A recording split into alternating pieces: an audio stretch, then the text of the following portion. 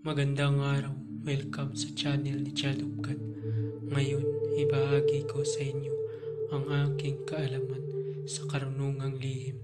Narito, orasyon pamarusa ng infinito.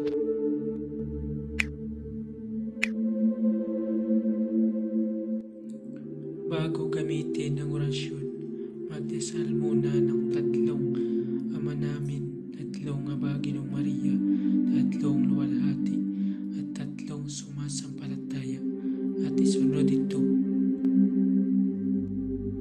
Narito ang orasyon.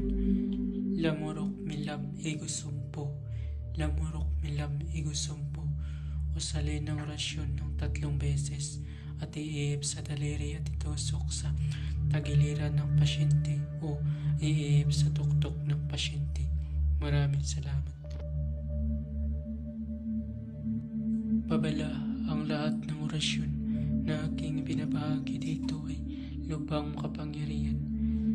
Gamitin lamang sa mabuti. Kung sino man ang gumamit sa masama ay mayroong bad karma, maaari maghirap habang buhay.